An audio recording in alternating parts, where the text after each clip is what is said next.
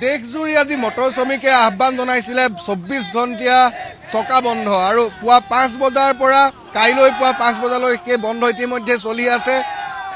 অসমকে ধৰি দেশৰ বিভিন্ন প্ৰান্তত সেই বন্ধৰ ব্যাপক প্ৰতিক্ৰিয়া দেখিবলৈ পোৱা গৈছে। বিশেষকৈ গুৱাহাটী মহানগৰীত আমি উপস্থিত আছো।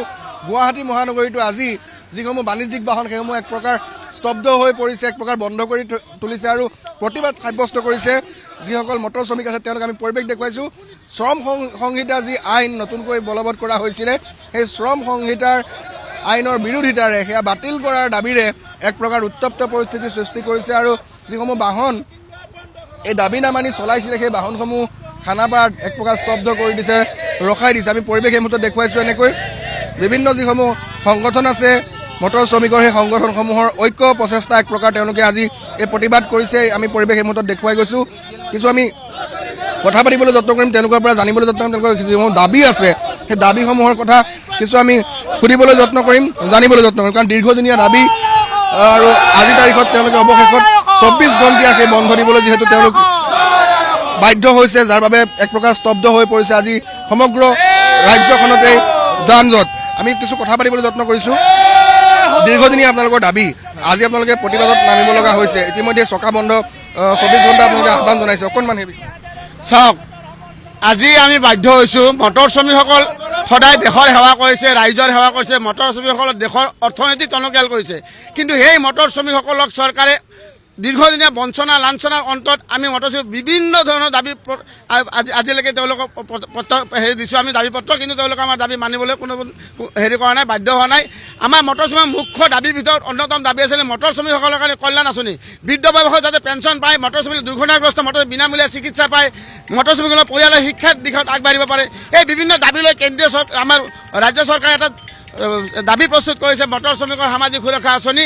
এই আঁচনি তেওঁলোকে প্ৰস্তুত কৰা আজি 5 বছৰ হৈ গ'ল, কিন্তু এই আঁচনি কাৰ্যকৰৰ নামত ভেকভাওনা কৰি আছে, কোনো অগ্ৰগতি নাই। আঁচনি কৰি মটৰ শ্ৰমিকসকলৰ এই দীৰ্ঘদিনীয়া দাবীৰ একমাত্ৰ দাবীৰ ভিতৰত তেওঁলোকে মটৰ শ্ৰমিকৰ কল্যাণ আঁচনি যদি অনতিপলমে কাৰ্যকৰী নকৰে, তেতিয়াহ'লে আজি যি 24 ঘণ্টা আন্দোলন মটৰ শ্ৰমিকসকলৰ যৌথ মঞ্চই কৰিছে, ইয়াতকৈ ভয়াৱহ আন্দোলন অনাগত দিনত কৰিবলৈ বাধ্য হ'ব।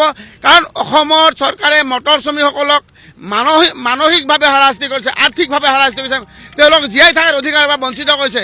আজি মটৰ শ্ৰমিক ক্ষুদ্ৰ ক্ষুদ্ৰ মটৰ মালিকসকল তেওঁলোকে খাব নোপোৱা অৱস্থা হৈছে, তেওঁলোকে জীয়াই থকাৰ অধিকাৰৰ পৰা বঞ্চিত হৈ গৈছে, তেওঁলোক আৰ্থিকভাৱে জুৰুলা হৈ গৈছে।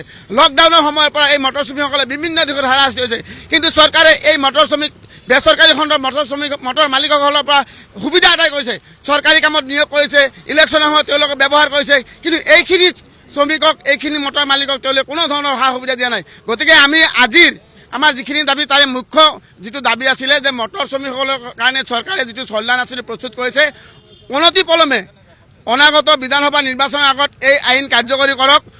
তাৰ লগতে আমাৰ দাবী আছে যে মটৰ শ্ৰমিকসকলে বিভিন্ন দিশত হাৰাশাস্তি হৈ আছে। MV এক্ট এমেণ্ডমেণ্ট কৰি 2019 চনত যিটো মটৰ আইন সংশোধন কৰিলে 2019 চনত এই আইন বাতিল কৰিব লাগে।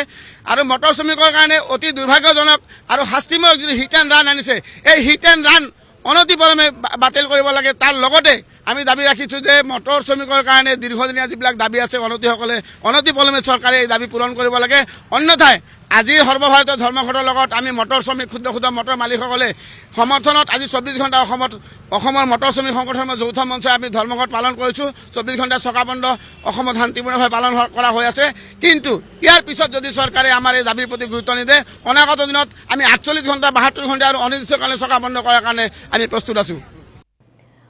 হয়, পুলক মহন্ত, এই মুহূৰ্তত আপোনাক ধন্যবাদ জনাইছোঁ। আৰু আজিৰ দিনটোত যিহেতু যি চকা বন্ধৰ আহ্বান জনোৱা গৈছে, অসম মটৰ শ্ৰমিক সংগঠন যৌথ মঞ্চৰ উদ্যোগত যিটো এই চকা বন্ধৰ কাৰ্যসূচী, বহুখিনি দাবী যিহেতু আছে, বিশেষকৈ শ্ৰম সংহিতা বাতিলৰ দাবীতে আজিৰ দিনটোত এই 24 ঘণ্টীয়া চকা বন্ধ আৰু এই বন্ধৰ মিশ্ৰিত প্ৰভাৱ দেখিবলৈ পোৱা গৈছে ৰাজ্যৰ বিভিন্ন প্ৰান্তত।